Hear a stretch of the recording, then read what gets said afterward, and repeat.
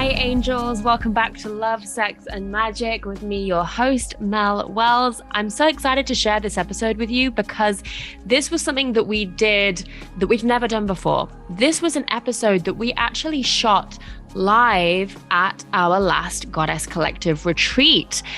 These retreats that I run, oh my goodness, I'm sure that you've seen the photos and the videos on Instagram, but they are just out of control amazing. The last one that we did was in December. And so what we decided to do as a part of this retreat was to create a Q&A session where people could come and ask absolutely anything. And we decided to record it and turn it into a live podcast. So what you're about to listen to was actually shot in Costa Rica during our retreat. And you can get to be a bit of a fly on the wall inside our retreat. So if you want to watch this on video, if you're not already watching this on video, you can head over to YouTube to watch this on video. If not, enjoy the audio. I hope that some of these questions that got answered are helpful for you. There are questions in here on love, relationships, sex, masculine and feminine energies, business, leadership, personal, spiritual, all kinds of things in here. So I hope that you enjoy. And yeah, let's go. Okay, so who has something? Who wants to go first? Hi. Hello. So my name is Jess, and one of the biggest takeaways I've had from this retreat is how to connect and also how to be in my unmasked self. And it's been really powerful and really beautiful. My question is, so there's been a lot that I've learned and things that have opened up throughout this retreat and throughout this week. And as we're coming to the end, I'm wondering, what are some of your tips to help integrate a lot of that? I feel like a lot of doors have been opened and still question marks that needs to be worked through. So it's definitely like the starting of a lot of journeys and healing with certain things. So there's a lot of integration afterwards. Yeah, so really we're in a week-long ceremony, right? And I know that you've worked with ceremony spaces before and plant medicine spaces, so I'll use that as a reference. So you go deep in the ceremony, and then the real work starts when you go back into your normal life, right? So it's like, how do I show up differently in my life now as a result of being on this retreat, right?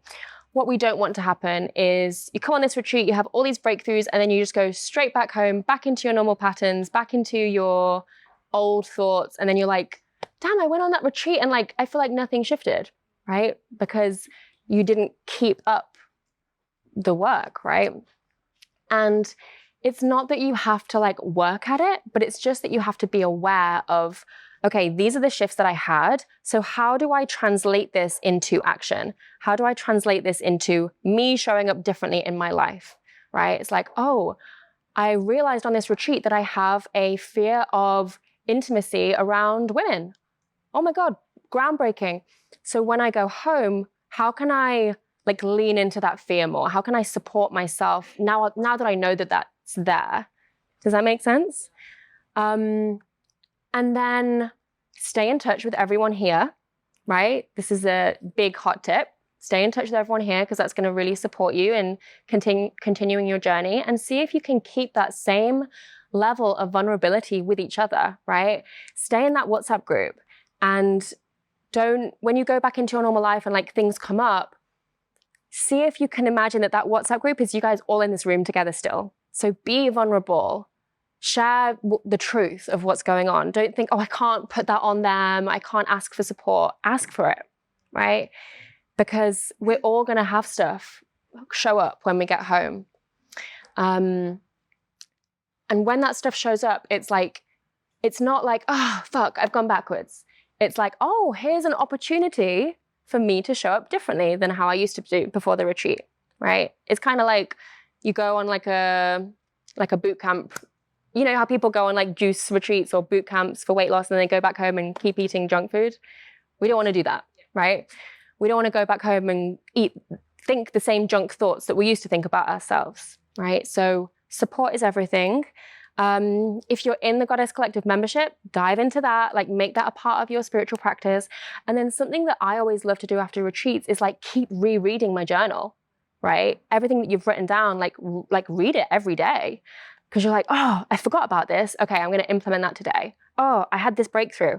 Okay, this is showing up right now in my relationship. Let me like feel into how I can be different today, how I can try and push myself out of my comfort zone and lean into that edge a little bit more. Yeah. Does that make sense? Yeah, it does. I think the main thing that when you were speaking there was, ooh, that sounds scary. And then the other thing that came to mind is like, just feel the fear and do it anyway with all of those things, because it is wildly outside of your comfort zone. So yeah. What tends to happen after ceremony space is you'll go home and life, God, the universe, will give you opportunities to practice what you've learned about yourself, right? So don't be surprised if you go home and something comes up straight away and you're like, ah, okay? It's like, just be like, oh, of course this is coming up. Mel said this would happen. Of course this is coming up. This is an opportunity for me to show up differently and respond differently to how I did before. And it's okay if you get it wrong. It's okay if you just learn from that and be like, okay, went back into my old pattern there for a sec, but not going to do that next time because I'm going to learn with love, right? Always with love for yourself. Okay, next time, this is what I'm going to do. This is how I'm going to be different. So yeah, we need the feminine to like dive deep into our shadows and alchemize all of this darkness into light. And then we need the masculine to like, how do I act differently because of this? What does this look like in terms of what am I doing differently? Beautiful question. Thank you, Jess. Hi, my name's Lucy. And one of the biggest takeaways that I've had from this retreat is a significant shift in the way that I view my inner child and the healing process with my mom. And I feel a lot of forgiveness rather than resentment now, which is fantastic. And my question is, if you're somebody like me who feels a lot of anxiety and nerves towards physical intimacy and you live in your head, how do you get out? Like, how do you work through that? Yeah, beautiful question. A lot of body work, right? So like anything that you can do to connect to the body is your best friend, right? So dance, movement practices, breath work, yoga, right? Anything that you can do to like get into your body every day. Yeah. So do you meditate much or no? I don't. And also something else that gives me great anxiety is dance and like moving my body. And I found that here. Okay. Often the thing that we're afraid of the most is the thing that holds the most medicine for us and the most healing for us, right? So the reason that you're in your head and struggling to like connect with the body and feel the body is the same thing that's showing up as resistance to you dancing, right? Okay. Can you see that's the same thing? Yeah. Yeah.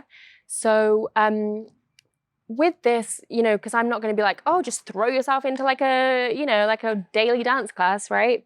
But what feels like, oh, I could do that actually, like maybe yoga or breath work, like what is it that feels like I can actually access that and that feels like I can find safety there in my body? At this point, I honestly couldn't tell you. I don't know. How have you found the yoga? Try. I found it okay, not as intimidating as I thought that I would find it. I find it very difficult to get into some of the positions, but I've been just accessing at my level and like showing up. Okay. So if you can create your own daily practice that's just Lucy connecting to her body, right? And I would also say book in for some body work. Like maybe you can gift yourself like once a week or once a fortnight, get a massage, get like some beautiful, so that's intimacy, but it's you receiving, right? So I would do that. And then intimacy with yourself, first and foremost. So like, can you spend more time naked with yourself? Can you spend more time just being with yourself, intimate with yourself? Right? And if self-pleasure feels like far off at the moment, just being naked with yourself, dancing with yourself, before you start thinking about like, intimacy with another person. Yeah. It's all about feeling safe in the body, right? Okay. So there's nothing wrong with you. right? If that's a block right now, but you get to just work on safety in the body over and over again. Safety in the body. Yeah. Okay. I'll get there. Thank you. You will. Okay, who is next? Yes, Tiffany. My name's Tiffany Taylor, and there's been so many takeaways from this retreat, but I think the most beautiful thing is seeing my growth from the last retreat I went on with you in April, and just to see how everything lasted. It's cool to see how when the mind stretches, it doesn't come back. And I'm just so much more in my feminine. I'm so much more dropped in, and I feel really good about it. So thank you. Great. The question I have is, so my transformation this year is I got off birth control for the first time in like 14 years. Yes. And I was just living in my masculine, which is what attracted to you in the first place. And I don't feel that way anymore. I'm totally flowy in my feminine, but I still have, or at least I feel like I have these rough edges where people say maybe I'm intimidating to walk up to. And I feel like while I'm feminine on the inside, maybe I don't come across that way always. So my question to you would be, how do I more embody that, like, or project that outwards? First of all, there's nothing wrong with you, right? And if people are intimidated by you, that's not a you thing, that's a them thing, right? And if you desire to lead with more softness, all that requires is you just dropping into the heart every time you're in connection with someone, right? And just leading with softness, leading with heart, leading with that feminine energy. And it's, you know, as you said, like it's a relatively like new shift you've been going through this year, right? So my guess is that like as you continue to soften and connect with your body, like you will naturally, those edges will feel a lot more gentle naturally. But also like you're powerful and you have like a powerful energy, and I don't want you to dim that light ever. Okay. Yeah. So you can still lead with your heart and have a powerful energy. And that will be the archetype of the queen, right? So some people will always feel intimidated by you, but what I don't want to happen is you to make yourself smaller in any way, right? Yeah. Yeah. Yeah.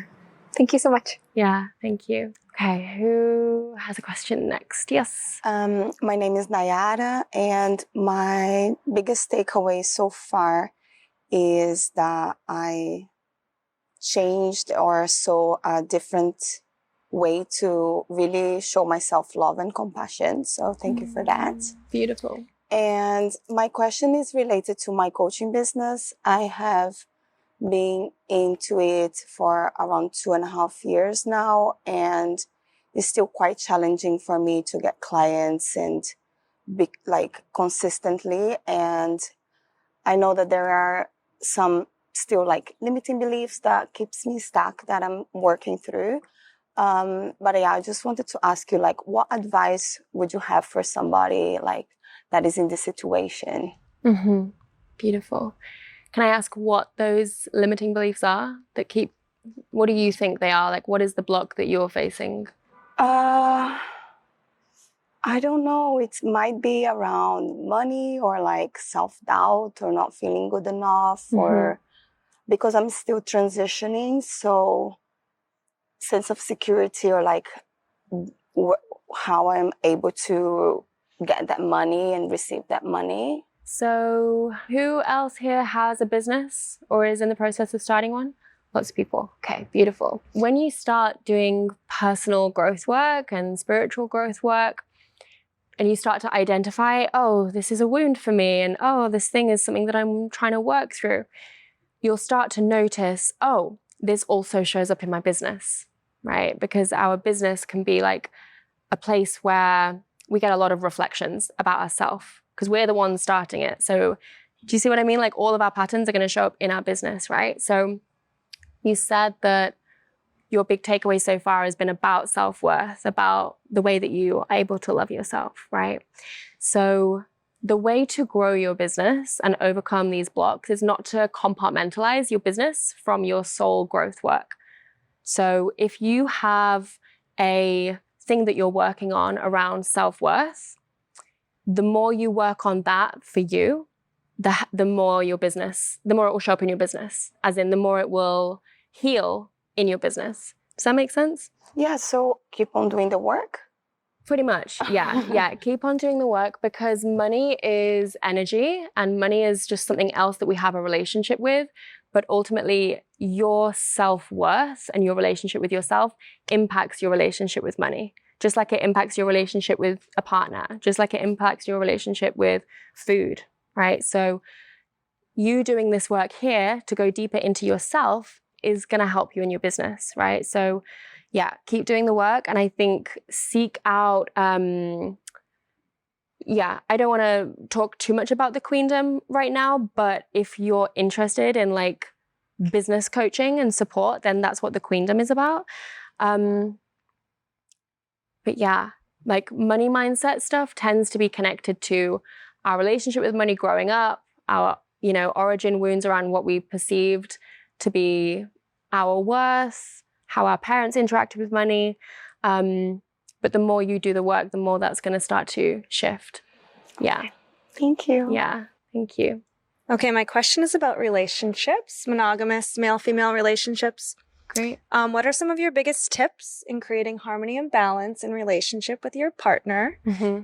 And how do you handle triggers? What are some of your tips? Kind of what works for you and what do you see working for others?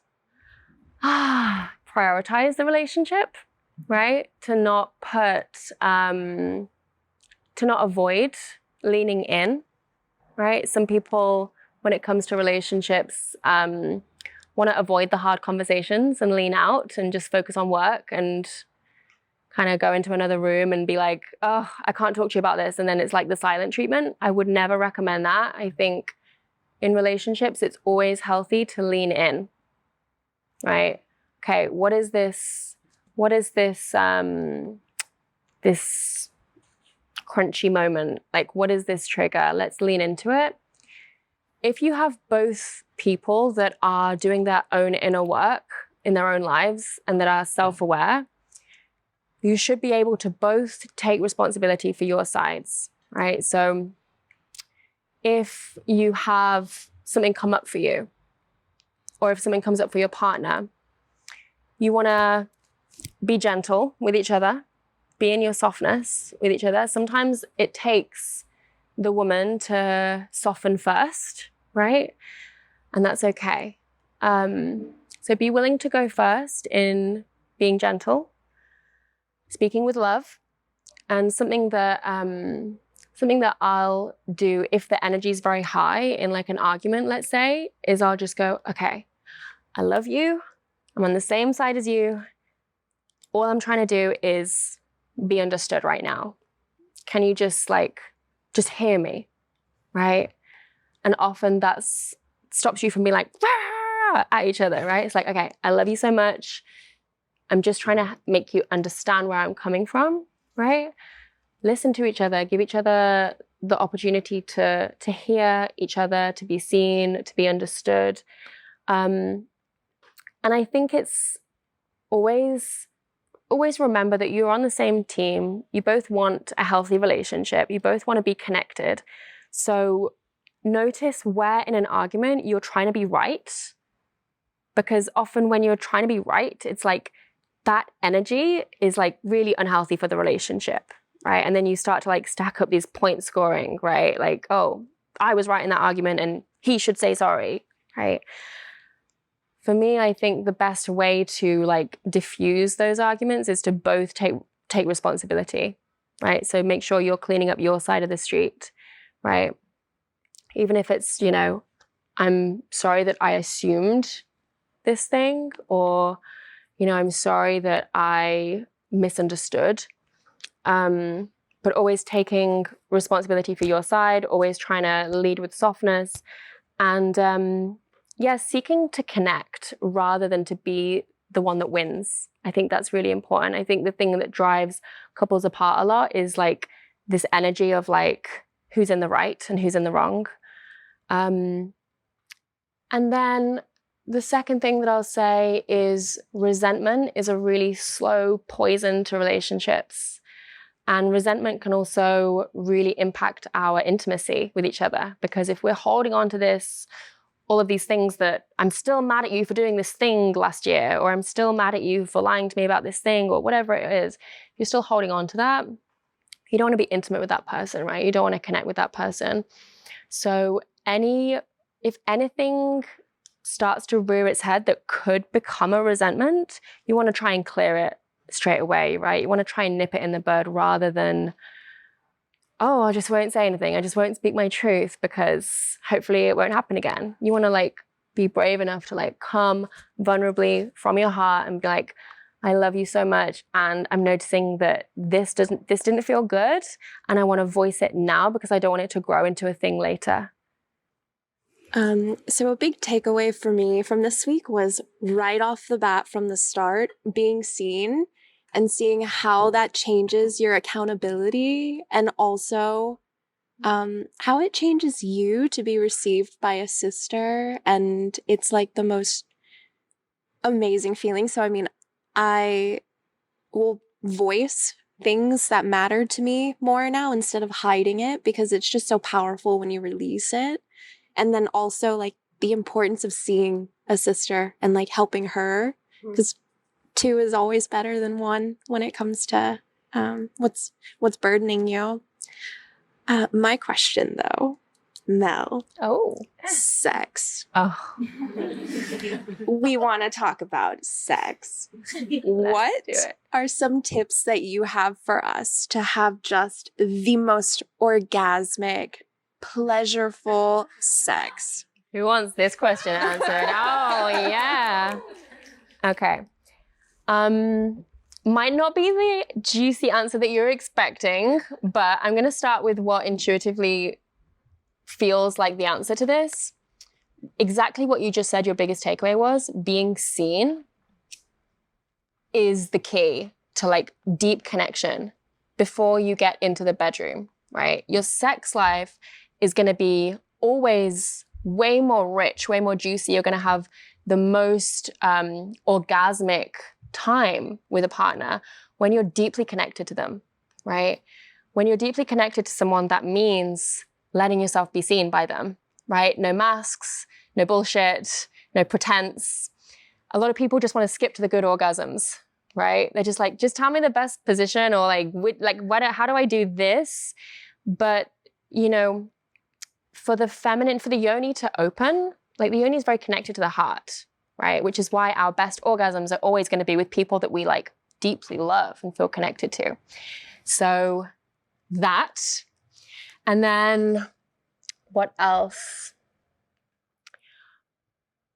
I think the best sex is with a lot of foreplay outside of the bedroom first. So flirting, sexy text messages, little looks, little glances, things, all of this leads up to the great sex, right? Is this answering your question? Yeah. Do you have any follow-up questions or anything that you want me to speak more on? I mean, I feel self-pleasure too is an area that I'm getting more comfortable with, but also shaking that shame that we've been built to feel with that. Yeah. So self-pleasure is this really incredible tool to help you get more in tune with your sexual energy. And the really incredible thing about your sexual energy is the more you circulate it, the more you have, right? The more you use it, the more you have, right? Has anyone noticed that the more they self-pleasure, the more they have this higher sex drive all of a sudden, right? And it's if you stop accessing that, you almost kind of your body kind of shuts down and I don't even remember how to do that, right? So if you want to charge that energy up, that's a beautiful way to do it.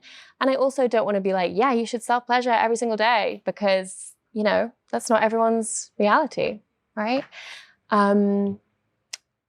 But it's a beautiful practice. It's a beautiful way for you to get intimate with yourself. And it's very sexy, it's very sexy. And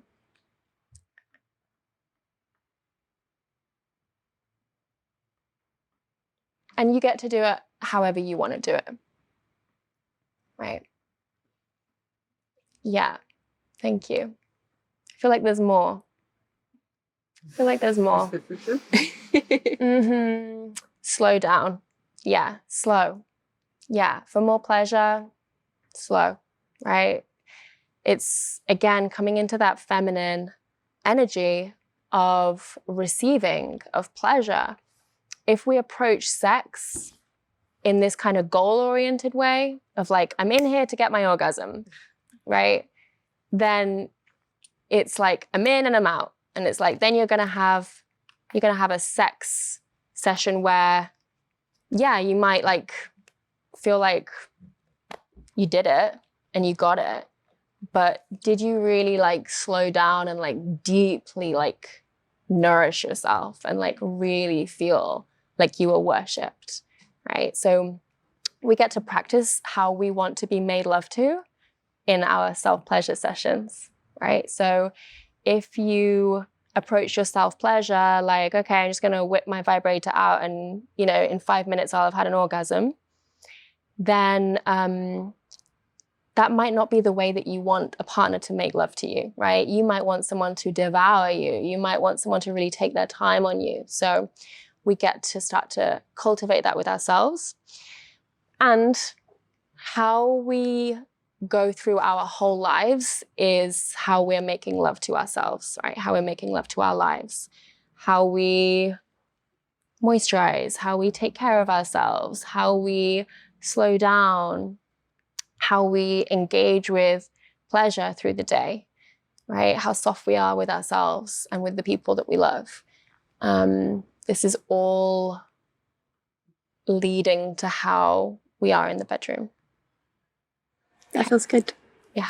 Thank you. Awesome. Thank you. My loves, I have to share with you, if you are loving this episode and you are craving the tools, the practices, and the wisdom needed to start leading your business from a place of feminine energy and feminine leadership, the Queendom Mastermind is now open for enrollment for a year of mentorship with me. This mastermind is now the most accessible, most affordable, most inclusive that it's ever been. And I'm so excited to share it with you. There's new and improved version for 2023. It's now open for enrollment for a year of mentorship. You can connect with fellow queens around the world, listen to guest expert classes, access an entire vault of masterclasses on leadership and business, strategy, creativity, expansion, launching, and so much more, alongside learning from me and my fellow queens for an entire year. If you have been craving a mastermind that prioritizes feminine leadership and feminine energy and integrated masculine and feminine energies too, then go ahead and go to the link in the show notes or melwells.com/queendom to get involved. We start in February. Let's go. My name is Sierra, and over this retreat, I've definitely felt like a deeper self-love for my feminine energy that I just have a hard time tapping into. I'm definitely in my masculine energy a lot more, so I'm really thankful for that. I'm wondering, for each of the archetypes, how the father wound comes into it. Over this retreat, we've talked a lot about the sister wound and the mother wound, but I know for myself, I have a deep father wound that has come in with my relationships and like feeling like I need a male to keep me safe in my life, and sort of deepening that trust and how that looks with the archetypes. Okay, beautiful. So what was your mum and dad's relationship like growing up? They were divorced when I was really young. And then my dad was kind of, I saw him like a couple times a year, so not often. And what was your relationship like with him? It's definitely distant. Definitely distant? Yeah, it's distant. It's just like kept at an arm's length. Okay. Yeah. And how did that make you feel? Like I can't really tap into anything deeper with him, so I just sort of like unsafe, I guess, to share with him, unsafe to share my emotions.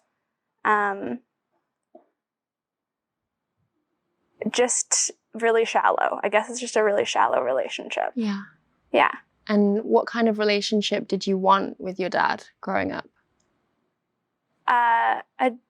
A deeper relationship, something that has like some substance to it, some emotion. Yeah. What did you want from him? Attention. Attention. Yeah. Yeah. Okay. Some presence. Yeah. Yeah. Beautiful. And so that's showing up now in your life because you feel like you need a man to be there in order for you to feel like safe. Yeah. Right? So the father wound is our relationship with the masculine, right? That's all stemming back to how we related to our dad growing up and how we did or didn't receive the love that we wanted from him, right? So in terms of the archetypes you're asking about, right? If you have a, let's say you had a father that you didn't see very much, right? Was always gone, always distant. You may have grown up thinking, I really crave that masculine figure, which means I always need to be in a relationship, right? Or it might be the opposite, like, oh, he wasn't around, so I'm just going to become hyper independent because I don't need a man, right? I don't need anyone, right? I can do this by myself. Both are responses to the father wound, right? In terms of the archetypes, each archetype, if you're predominantly in one of those archetypes, then the father wound will show up differently. For example, like the maiden, the shadow of the maiden is the damsel in distress, right? Who's waiting to be saved by a man, right? Who's waiting to be saved by the prince. So my life can't begin until a man is here, right? Or when I finally meet my person, he's going to come along and make everything better all of a sudden, right? Do you relate to that at all? Totally. And the swinging from one to the other. Like I'm just like on my own, this is fine. I'm going to dig into this strength. Or like, no, I want to be I need to be in a very codependent relationship. So just like swinging and never really finding that center, which is the work I'm doing now. I hear you. Yeah. So if you can find like, what is the thing that I always deeply wanted from my dad, and actually acknowledge that the way that his soul path was, the way that your soul path was, he was not meant to ever give you that, right? And what can happen with the father wound is we start trying to get the love that we didn't get from our dad through our relationships, right? So we get to see, okay, this is my dad, totally separate from the relationships that I have with men, right? He has his own wounds. He has his own inner child. He has his own stuff from his childhood, which meant that he wasn't able to give me what I needed from him, what I wanted from him. And so there's a forgiveness that gets to happen, right? There's like a releasing him from needing to be the perfect dad. And actually, from a soul level, you guys were meant to be together to learn from each other, right? So there's a lot of forgiveness and healing work that we get to do around that, which you don't actually need him to be involved in at all, right? But then the inner work that you get to do in your romantic life is making sure that like the men that show up in your life are not you projecting your father wound onto them, right? Because otherwise that's going to turn into a trauma bond. That's going to turn into this unhealthy dynamic because you're trying to get your father needs met instead of showing up to a healthy relationship. Yeah. Does that make sense? Okay. But father wound work is ongoing and very deep, and it's a lifelong process, right? So I don't want you to like beat yourself up about this, because everyone gets to do this work, especially if we're in relationship with men, right? It's going to show up.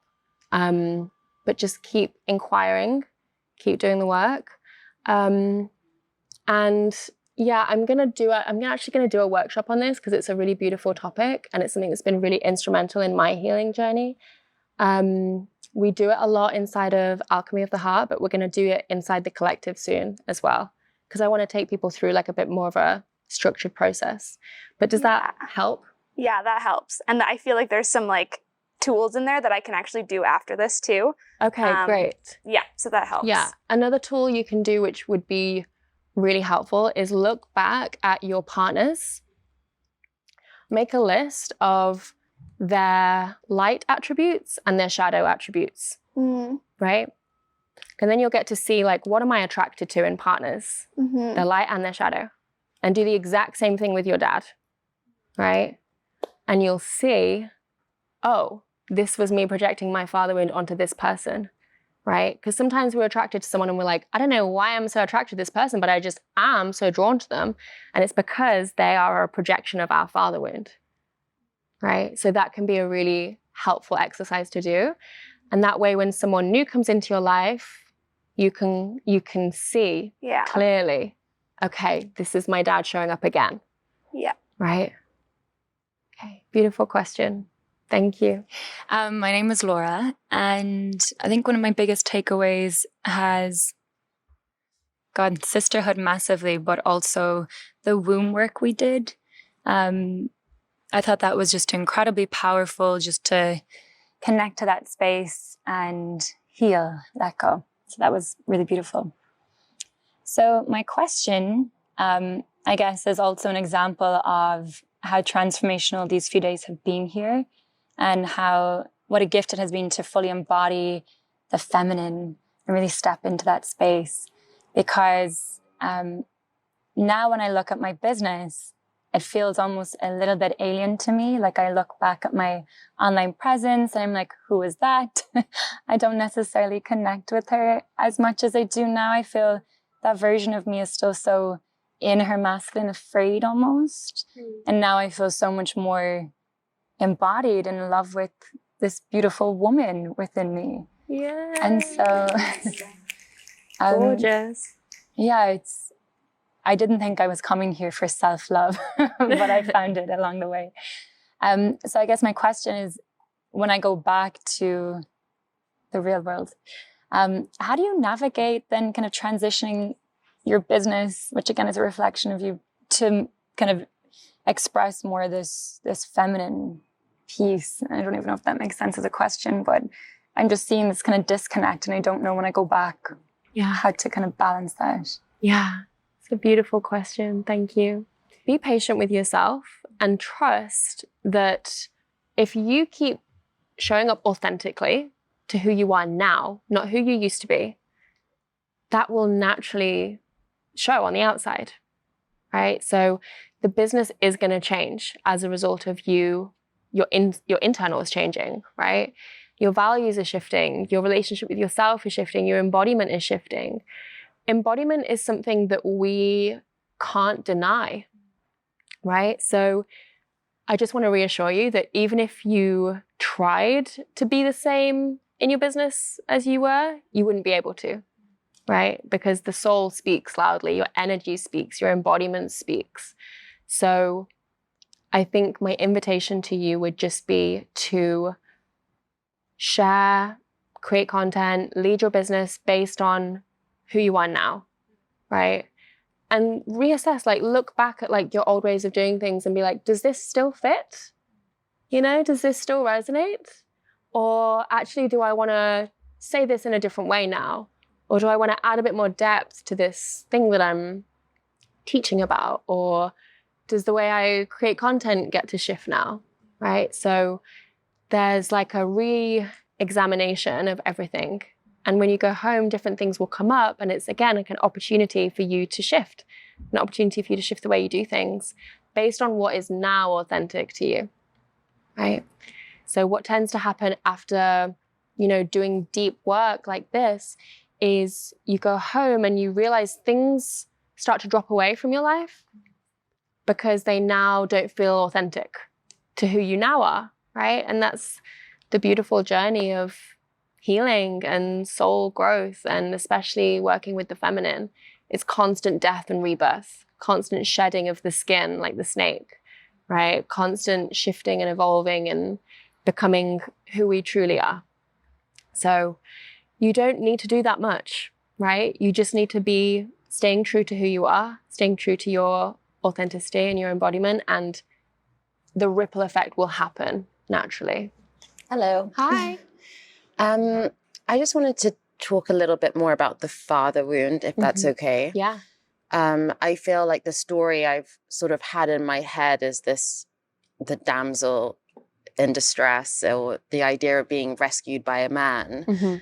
And it's a narrative I'm moving away from. But when I've openly spoken about it, people always ask me about the relationship I had with my father and, you know, how my needs weren't perhaps met by him in childhood.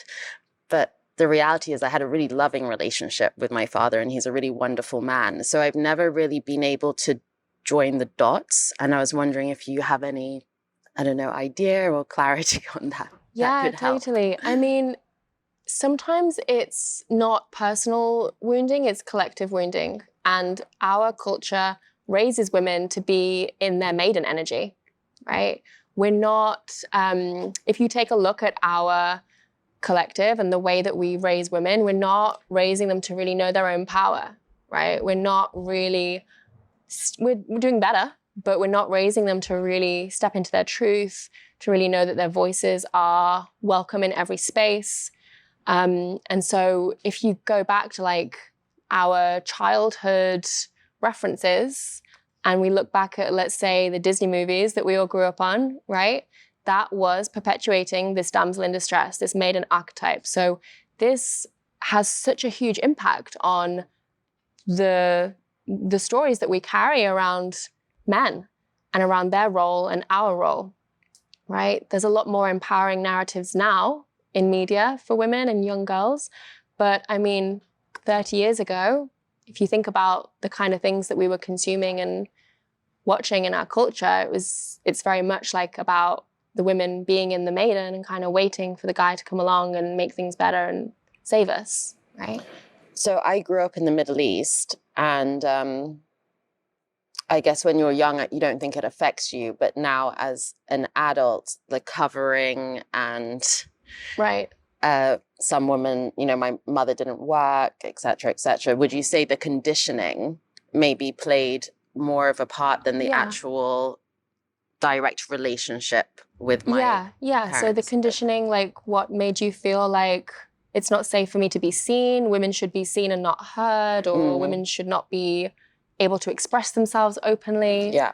We are, you know, being objectified or being seen as possessions, right? Does any of that resonate? Yeah. So like all of this is like, is making you ultimately feel powerless, right? Or disempowered in being a woman, right? So the journey here is to go from maiden to queen and really step into that power, which is something that you get to do without a man being present, right? This is a personal journey. But hopefully on this retreat, you're kind of discovering how to do that, right? So the father wound can also be, you know how we have like the great mother is Mother Nature.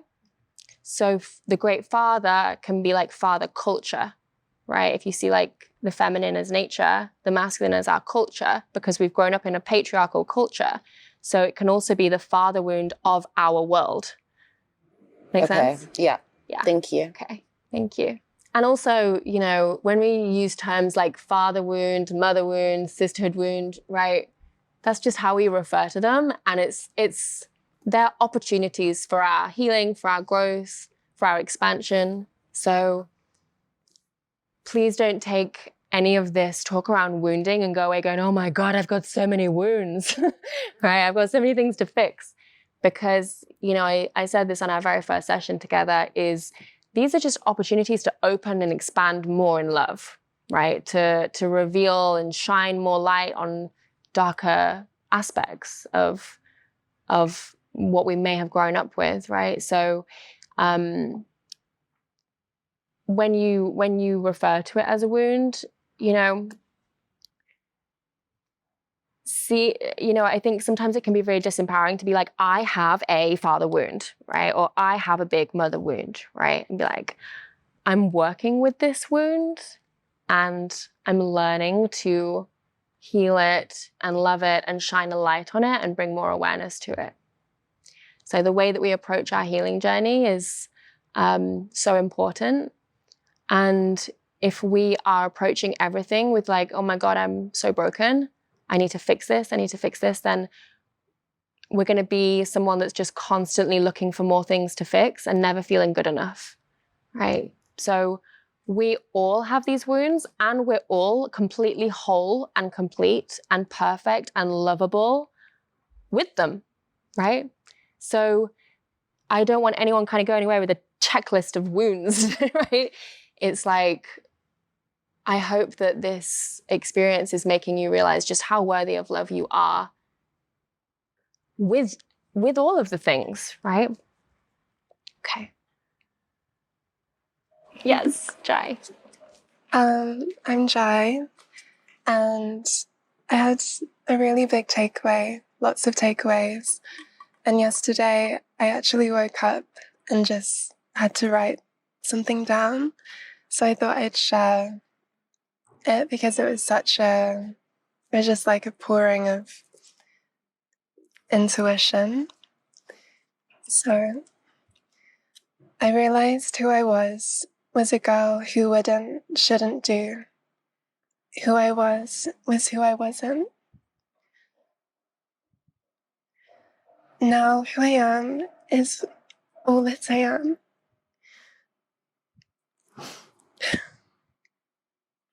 Claiming every dream and desire.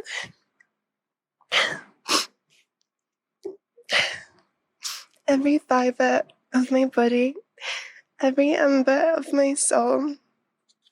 Now who I am is all of me. I am free to be me, every whim, decision, and desire. Free to be all that I am. So beautiful.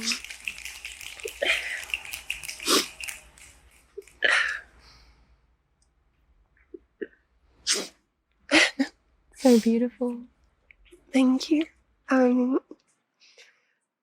My question was just more about, you just are so inspiring, obviously, and I just wanted to know more about how you, like what call you answered and how you became to learn about all the archetypes and just embodied this incredible feminine energy and strength. Thank you. Well, thank you so much for sharing that. I am just so touched that you became a channel for that message and that you received that for yourself.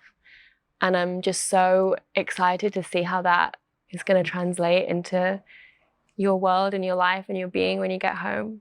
So thank you for sharing that with us. Yeah. So, I think I've been on this journey for almost a decade. And the very first thing that really ignited my journey was learning to come into harmony with my own body. When we don't have a healthy relationship with the feminine, often that shows up in how we relate to our body. So body dysmorphia, eating disorders, dysfunctional relationship with food. And that was my life, right? So I had been struggling with, started off with anorexia and then moved into bulimia and binge eating. And I felt like a drug addict when it came to food, when it came to dieting, when it came to the scales, when it came to my weight. I was so obsessive, so controlling, and so disconnected from my body. And the first archetype that really came to work with me, and I wasn't aware of the archetypes at that point. I was just desperate. And sometimes it takes you getting to like a really desperate place for you to get the wake-up call. Who's been there? So my desperate place was, I was married in my early 20s, and I was married to a man that was in the military, and he was constantly away in Afghanistan or just off doing military things. And so I was at home by myself a lot. And every time he was away, I would starve myself because I thought I can't enjoy myself. I can't enjoy pleasure. I can't enjoy anything until he gets home safe. And if anyone knows like anything about the military, like one of the things that they're known for is they get married young. So he had gotten married young, all of his friends were married, and they had all started like making babies already. And we started talking about trying for a baby. And I was like 22. And I had been literally like a high functioning bulimic for like a number of years. And I remember, and I'd hidden this from him, completely hidden this from him, because we didn't have the type of relationship where we were actually being emotionally intimate with each other ever. So we started talking about trying for a baby, and I remember going into the bathroom, standing on the scales, and then looking in the mirror and looking at my body and being like, how on earth am I going to get through pregnancy with an eating disorder? Like, how can I do that to my baby, right? And so that groundbreaking moment of I can't continue this for the health of my baby led me to, well, why am I doing it for myself then, right? Why am I doing this to my own body if I wouldn't do this to a baby? And so it was the mother archetype that first came to work through me, right? And it was that archetype that invited me into learning how to love myself, learning how to connect with my body and love my body before I was ready to actually conceive. And what happened was I started asking myself, okay, if I was a person who loved myself, how would I move through life differently? Like, what would I do? How would I react? Or how would I like be around food? How would I be around my body? Like, how would it impact my relationship with exercise? Like all of these things. How would it impact the way that I spoke to myself? And I started to try and make these shifts. And gradually what started happening was I just completely unraveled who I was and found the truth, right? And started to come into this loving relationship with myself for the first time. And when I did that, it made me look at my relationship and be like, oh, this doesn't fit anymore, right? Because there's no intimacy, there's no real connection. I don't know what we have in common anymore, because I started doing this growth and like developing this relationship with myself that I hadn't had before, and this sense of self-worth, which meant then I was like, okay, I think I've outgrown this chapter. And so since then, I've just been on a journey of spiritual growth, personal healing work.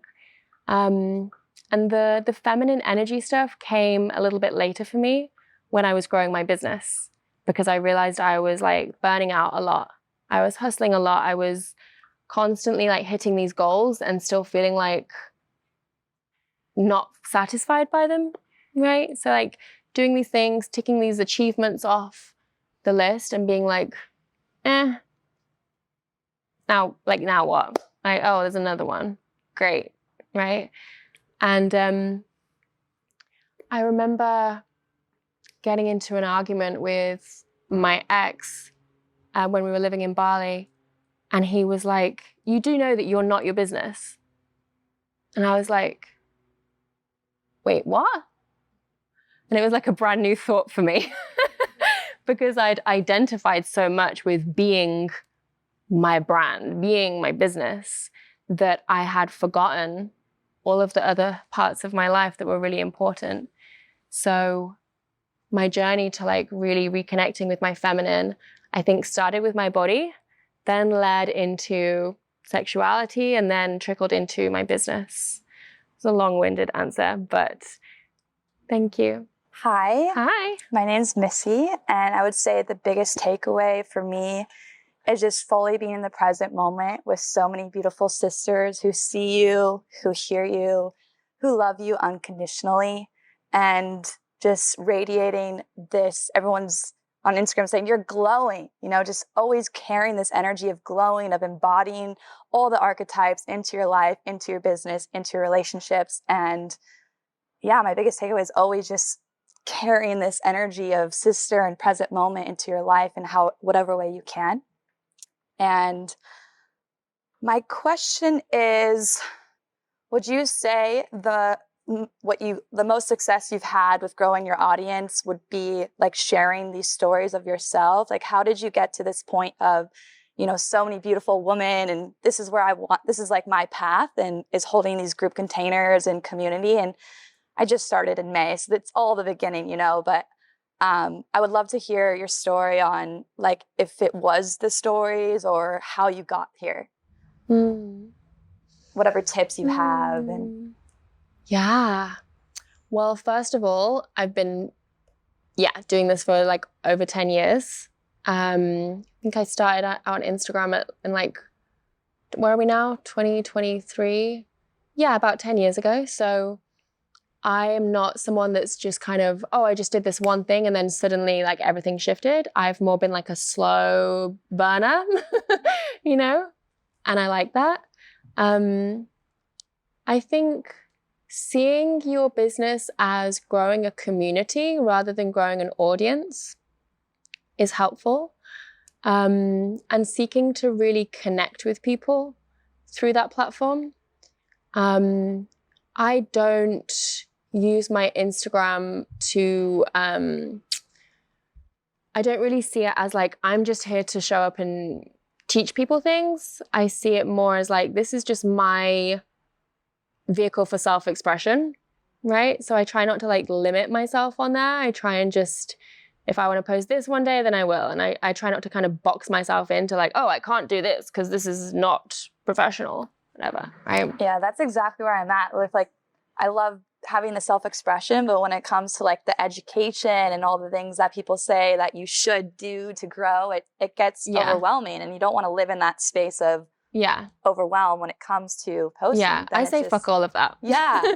Right. And I think the best way that you can educate people is through your embodiment, right? And that is the feminine way, is teaching through your own lived experiences, right? Not teaching what you've read in a book somewhere, but teaching what is embodied in your being. What have you been through in your life, and what's that taught you? What's that shown to you?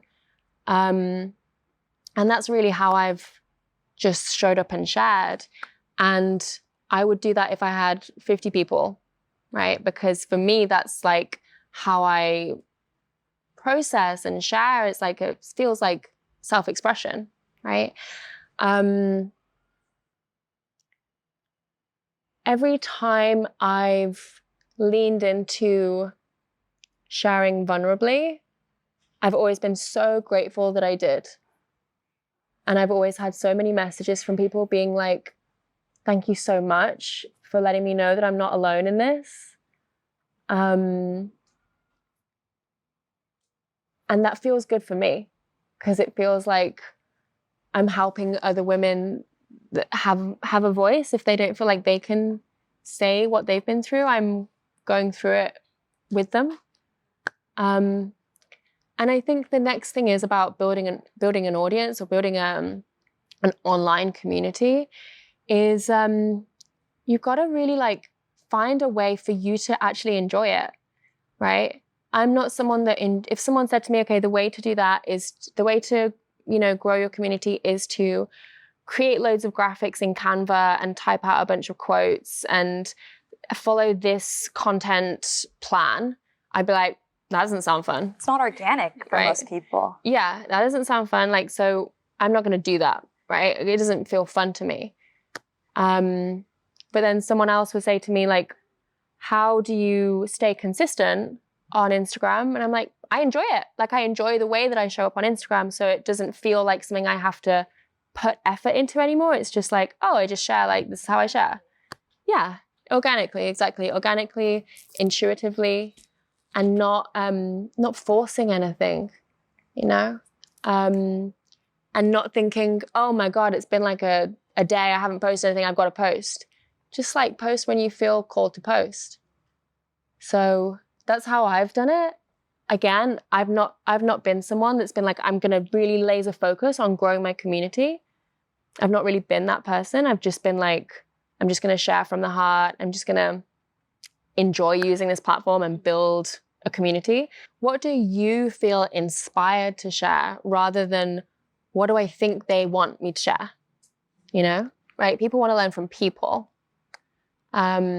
So if you have been through something and there's been so many profound lessons, there's such beauty in you sharing that as someone that's walked through those lessons yourself. If you used to be this party girl and that's what people were following you for before, tell the story and tell it over and over again. Yeah. This is how I was. This is the values that I had. This is what my life was like.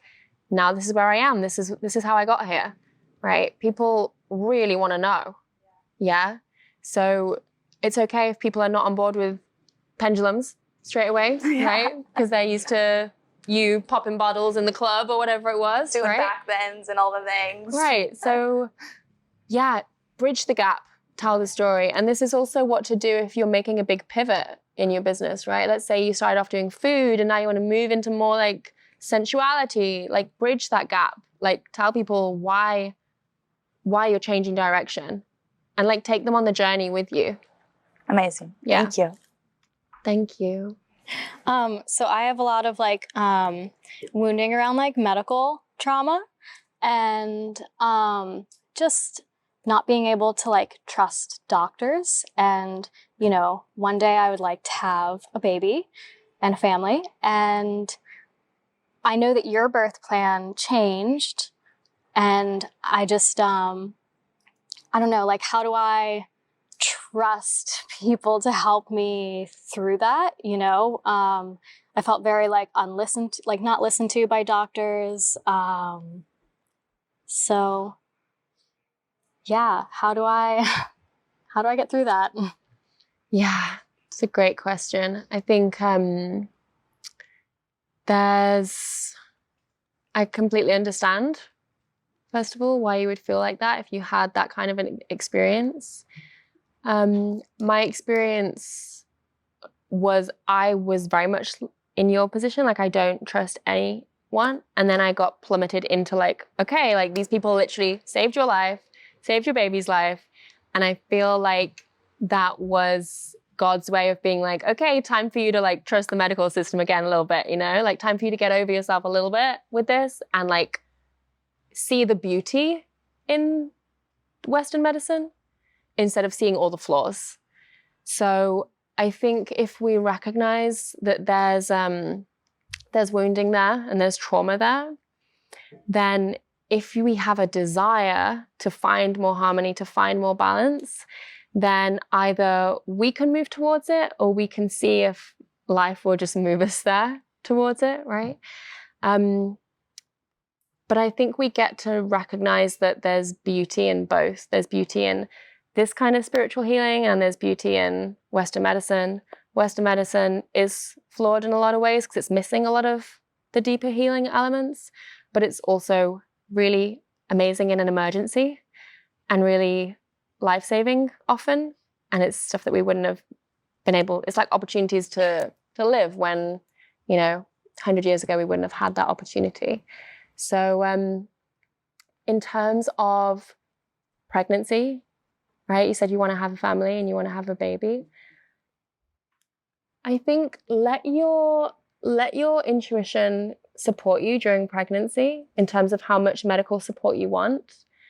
There's so many different ways to go through a pregnancy. Some people want to get a scan like every couple of weeks. Some people want to have as little scans as possible. But my advice to someone going into that for the first time that has wounding around the medical system is to not completely lean away from it, because you might have like a big surprise like me, but to incorporate some of it in, right? So maybe you work with a midwife rather than an OB. Maybe you work with a doula. So it's like holistic support. And see if you can find like some integration, because we can't predict our birth experience and we can't like decide. We can visualize and we can try to like have the birth that we dream of, but it's one of those things that is often just out of our hands when it comes down to it. So yeah, I think my advice would be to try and find a balance, try and find a harmony. Yeah. Thank you. So I really hope you loved this episode. If you enjoy listening to this show, I would love if you would leave us a review. And really exciting, you can now have your question answered by me on this show live by sending in a voice note to the show. So you will have the option to have this message completely anonymous too, but it's going to be like getting mini coaching from me on air. So if you want to take part in this, I would love to do this with you. So go to the link in the show notes and you'll know exactly what to do. So thank you so much.